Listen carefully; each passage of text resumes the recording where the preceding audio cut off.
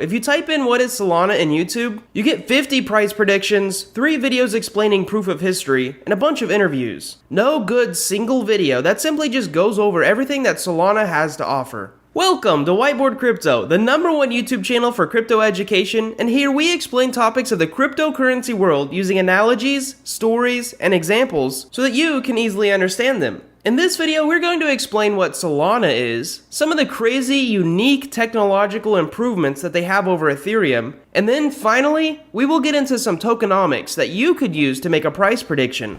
Now, before we get into the technical stuff of Solana, let's talk about why it's amazing and who created it. Anatoly Yakovenko is the man behind the very first white paper. One of the things you need to know about him is that he's quite smart and worked at the company Qualcomm for like a decade. I tried reading the white paper and it is quite technical, with a few understandable sentences here and there, but his blockchain is named after the Solana beach that he really appreciated. But let's get into why Solana's price has skyrocketed in the past few months. First of all, Solana has a block time of 400 milliseconds, which means they are very fast, especially when you compare that to Ethereum's block time of 10 seconds or Bitcoin's 10 minutes. Also, Solana boasts that they can handle up to around 710,000 transactions per second, which is like 30 times the amount that Visa currently handles. Although they've never actually been able to go past 50,000 in the past, this doesn't mean they can't do 710,000, it just means they haven't tried.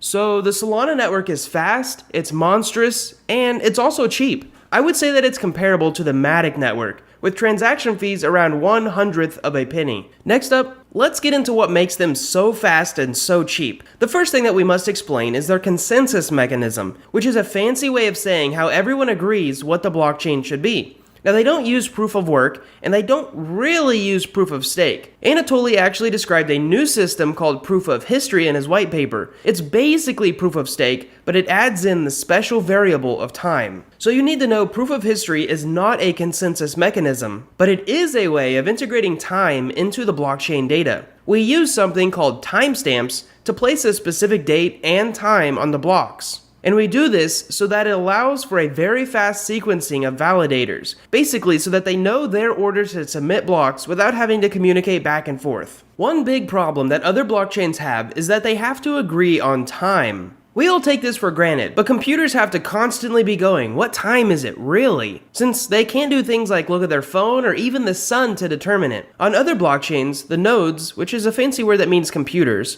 on the network have to chat back and forth until they agree on a time. And they have to do this before submitting a block. And in the computer world, this chatter can take up a lot of time. Solana fixes this using proof of history to have everyone timestamp their blocks and use a cryptographic proof so that they don't have to wait on everyone to agree on the time. Basically, we can agree on the organization of the data in the blocks after the fact, meaning we don't have to wait for other validators to check and approve our work. Let's use one of the famous whiteboard crypto stories. Think about it like this. If you want everyone in your family to send you a letter, and you want them to do it one day after the other, you have to first send a letter to them, and then they have to send all their letters to you. The time that both of your letters are in the mail is a long period of time. What if next time you saw them, you just said, hey, send me a letter at 4 p.m. on January 3rd. That way you would know that it's coming in, and you wouldn't have to waste time or resources asking them to. Long story short, you could set it up so that your uncle sends a letter on January 3rd, your aunt on January 4th, your cousin on January 5th, and then your grandma on January 6th. We want to read these letters in order, but the issue is that they each use different mail providers, like UPS and FedEx. Sometimes they take different amounts of time, and also your uncle is on a work trip, so he's a few thousand miles away. By having them all send their letters on the days that they're supposed to, they may not arrive in the exact order, but they wrote the time that they actually sent their letters in the letter, so that you can organize them when you get them. Basically, proof of history allows nodes to just keep throwing a bunch of blocks at us. And since some people have faster internet than others, we can assume that they're telling the truth about their sending date, and then organize them after we get them, then add them to the blockchain. Now there's a little bit more that goes into proof of history, but honestly it deserves its own video, so make sure to hit that subscribe button if you haven't already.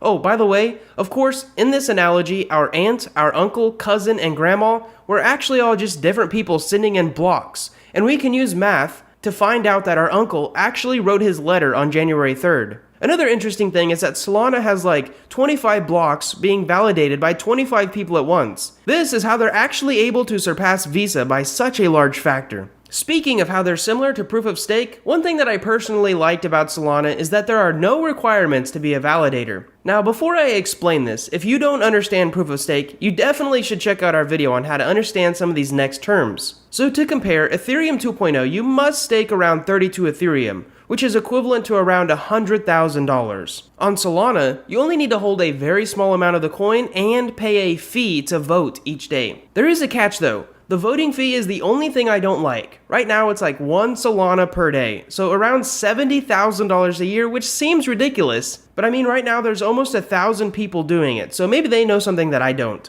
Next up, let's talk about something that no other big blockchain has tried yet. It's called C-level. Technically, this is just a fun term to describe that validators can actually run smart contract code in a parallel way. Now, if you're not a developer, let me explain it in simple terms. Let's say you have to do the dishes, you have to switch the laundry, and then you gotta sweep the floor. A human would have to do each one of these things in order, because they're only one human. We call this a serial task, one after the other. In terms of Solana, the word parallel means you can do them all at the same time. So it's like if you could make 2 more copies of yourself and actually do the dishes, switch the laundry, and sweep the floor all at the same time. That is essentially what Solana can do, processing their smart contracts. Something else I caught on their website was this quote, which describes how they are not bottlenecked by software or ideas, but instead bottlenecked by hardware. Every time NVIDIA doubles the number of SIMD lanes, our network will double in computational capacity. To me, it'll be interesting to see how Bitcoin and Ethereum handle the supercomputers that we have in 10 to 50 years from now. One more thing before we get into the tokenomics of Sol is that you should know that Solana has vastly different smart contracts than Ethereum.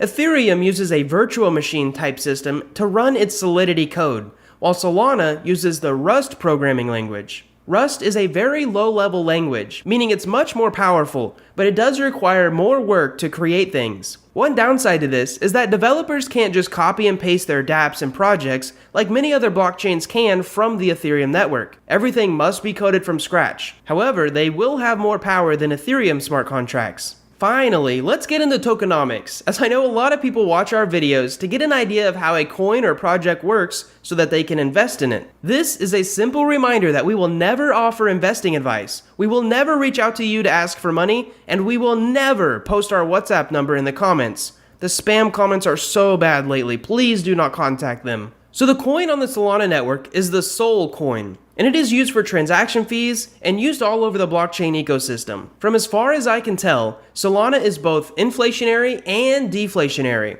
It's deflationary because for a long time 100% of all transaction fees were burned.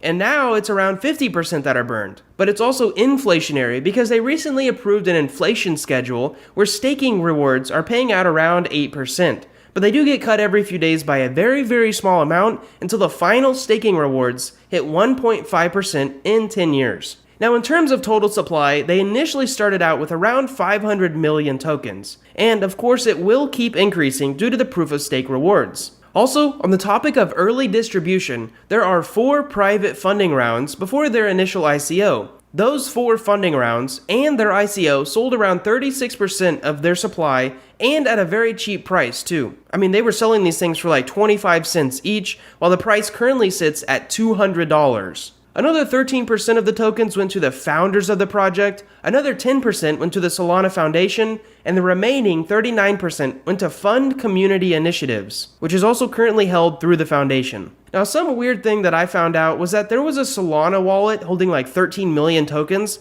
and nobody knew why, so they just burned a bunch of them. Definitely worth noting. One more thing worth mentioning is that Solana actually went down for around 6 hours in December of 2020. Honestly, to me, this is a little scary because a decentralized protocol should never go down. It means everyone participating in the network had the same bug. This problem did absolutely nothing to the price though. It seems nobody panic sold due to this news. Lastly, Solana is still in the beta stage, so if you're an investor or want to develop a dApp for them, you should definitely know that. Now before I end this video, I want to let you know that if you're interested in coin and token research, including some guides on decentralized finance that I put together, that actually walk you through from the beginning of knowing nothing to actually understanding how to make money by yield farming and avoiding scams, you can check out whiteboardcrypto.com for our very first free guide. Thank you guys so much for watching. We hope you enjoyed this video. We really hope that you learned something. And most of all, we hope to see you in our future videos.